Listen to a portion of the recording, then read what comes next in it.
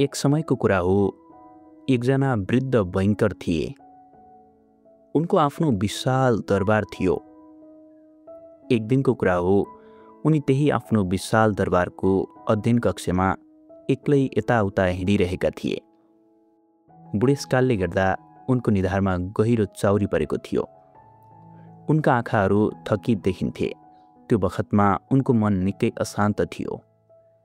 त्यति बेला पनि उनको स्मृतिमा 15 वर्ष अगाडिको त्यो रात एकदमै ताजा थियो। त्यस रात उनले आफ्ना धेरै धनी तथा विद्वान अतिथिहरूलाई भोजमा निम्त्याएका थिए। मदिरा, मिठा परिकारहरू र उच्च स्तरको बहसले भरिएको त्यो रात एउटा विषयले विशेष गरी सबैको ध्यान तानेको थियो। मृत्युदण्ड बनाम आजीवन कारावास। हो, यही थियो त्यो भोजमा सबैको ध्यान खिचेको मुख्य विषय। बहस चल्दै गर्दा एकजना विद्वान पत्रकारले भने, मृत्युदण्ड एकदमै निर्दयी छ। कसैको ज्यान लिने अधिकार कुनै सरकारसँग हुनु हुँदैन। अर्को मानिसले फेरि थपे, ठिक छ, तर आजीवन कारावास चाहिँ कति उचित हो नि फेरि? मानिसलाई जीवनभरि सडाउने, एक्लोपनमा बाँच्न बाध्य पार्ने, के त्यो चाहिँ मृत्युदण्डभन्दा कम क्रूर छ र? त्यहाँ भएका धेरैजसो मानिसहरू मृत्युदण्डको विरोधमा थिए। तर ती बैंकर, त्यहाँ भएका धेरैजसो मानिसहरू मृत्युदण्डको विरोधमा भए पनि उनले भने आफ्नो धारणा बदल्न चाहँदैनथे। त्यसैले उनले दृढताका साथ भने, मृत्युदण्ड नै मानवतापूर्ण छ। यो सजाय तुरुन्तै कार्यान्वयन हुन्छ। यसको दुखाइ छोटो हुन्छ। तर आजीवन कारावास भनेको मानिसलाई बिस्तारै बिस्तारै मार्ने सजाय दिनु हो। यो झन् कति क्रूर होला। बैंकरले यस्तो भनेपछि ठिक त्यही नै बेला 25 वर्षीय युवा वकिलले पहिलो पटक आफ्नो विचार राखे। उनी गम्भीर थिए। उनका आँखाहरूमा जोश थियो। उनले भने, म तपाईसँग सहमत छैन। उनले एकदमै दृढ स्वरमा भनेका थिए। उनले अझै भने, मर्नुभन्दा बाँच्नु नै राम्रो हो, चाहे त्यो आजीवन कारावास नै किन नहोस्। त्यो 25 वर्षीय युवकको कुरा सुनेर बैंकर गलल्ल हाँसे। उनले भने, तिमी अझै युवा छौ। तिमीले पक्कै पनि एक्लोपनको पीडा बुझ्दैनौ। म शर्त लगाउँछु, वकिलले हिम्मतपूर्वक भने, म 5 वर्षसम्म एक्लोपनमा बस्न सक्छु। बैंकर अब उत्तेजित भए। मदिराको प्रभावले गर्दा उनी झन्झन जोसमा आए। उनले टेबलमा एक मुक्का हानेर भने, 5 वर्ष मात्र किन? तिमी 15 वर्ष बस न। बस्न सक्यौ भने तिमीलाई मैले 2 मिलियन अर्थात् 20 लाख रुबल शर्त लगाउँछु। रुबल माने रसियाको पैसा। यो कथा रसियाका लेखक एन्टोन चेखोवद्वारा लेखिएको हो। ती बैंकरले 2 मिलियन रुबल शर्त लगाउँछु भनेपछि वकिलले निरर्ताका साथ भने, मलाई स्वीकार छ। अब यसरी शर्त तय भइसकेको थियो। बैंकरको विशाल दरबारको बगैँचाभित्र नै एउटा सानो कोठा तयार पारियो, जहाँ वकिललाई 15 वर्षसम्म राखिने भयो। उनी बाहिरी संसारसँग कुनै सम्पर्क गर्न पाउने थिएनन्। न टेलिफोन, न पत्राचार, न कोही मानिससँग भेटघाट नै गर्न पाउने थिए। तर उनले किताबहरू, सङ्गीत र वाइन चाहिँ पाउन सक्थे। सुरुवाती दिनहरू ती वकिललाई एकदमै असह्य थिए। उनलाई एक्लोपनले सताइरहेको थियो। कहिलेकाहीँ उनी कराउँथे, रुन्थे, रिसाउँथे।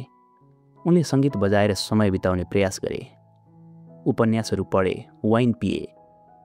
तर त्यो मनोरञ्जन मात्र केही समयका लागि राहत दिने औषधि जस्तो भयो। दोस्रो वर्ष सुरु भयो। अब वकिल बिस्तारै बदलिन थाले। उनले सङ्गीत सुन्न छोडे। उनी घन्टौँ किताबहरूमा हराउन थाले।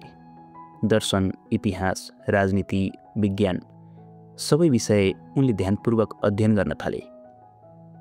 बिस्तारै बिस्तारै 5औं वर्ष बिते।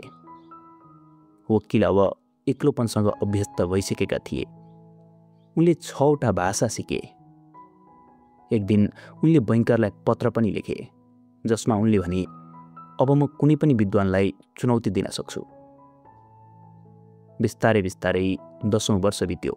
अब उनले मात्र बाइबल, वेद, उपनिषद, सुकरात, प्लेटो र बौद्ध धर्म जस्ता ग्रन्थहरू पढ्न थाले। अब उनलाई भाषा, इतिहास, राजनीति यी सबै व्यर्थ लाग्न थालिसकेका थिए। 13औं वर्षको समय पनि बित्न थाल्यो। उनी अब पूर्ण रूपमा परिवर्तन भइसकेका थिए। उनी अब ध्यानमा लीन हुन थाले। उनको अनुहारमा शान्ति देखिन थाल्यो। उनी अब आफूलाई शरीरको रूपमा होइन, आत्माको रूपमा महसुस गर्न थाले। बिस्तारै बिस्तारै 15 वर्ष पनि बित्नै आँट्यो। अब ती वकिल छुट्न मात्र एक रात बाँकी थियो, त्यो अन्तिम रात। तर यता ती बाजी लगाउने बैंकरको अवस्था भने पहिलेभन्दा निकै बदलिसकेको थियो। उनले आफ्नो व्यापारमा धेरै घाटा बेहोर्नु परिरहेको थियो। अब उनी पहिले जस्तो धनी थिएनन्। यदि उनले त्यो अवस्थामा वकिललाई 2 मिलियन रुबल दिनु पर्यो भने उनी पूर्ण रूपमा दिवालिया हुने निश्चित थियो। उनी बर्बाद हुने थिए। त्यसैले गर्दा नै ती बैंकर एकदमै आतंकित भए। उनी आतंकित भइरहेको त्यही बखतमा नै उनको दिमागमा एउटा डरलाग्दो जुक्ति फुर्यो। उनले सोचे, यदि म यो व्यक्तिलाई मारिदिन्छु भने, यदि यो मर्यो भने मलाई त पैसा तिर्नु पर्ने नै छैन। उनको जुक्ति यस्तो डरलाग्दो थियो। उनले त्यो व्यक्तिलाई मार्ने चेष्टा गर्नेसम्म सोच्न भइसके।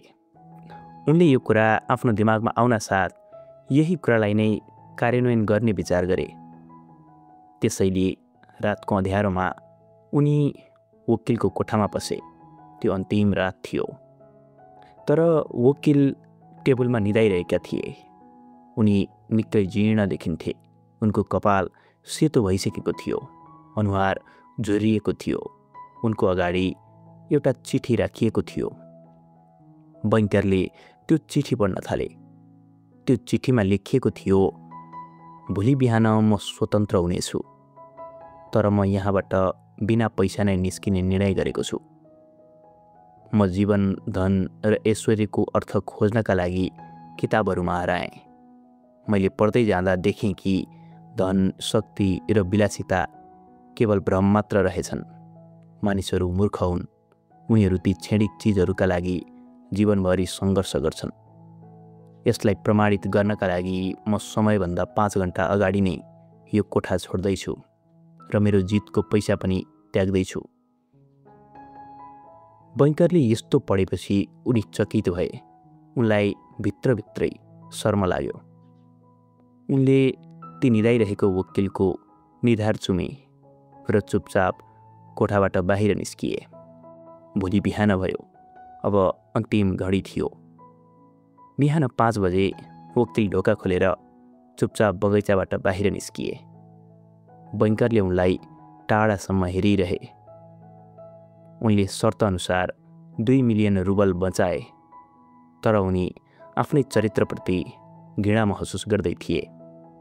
ती बैंकरले त्यो पत्र कसैले नदेख्ने ठाउँमा लुकाएर राखे।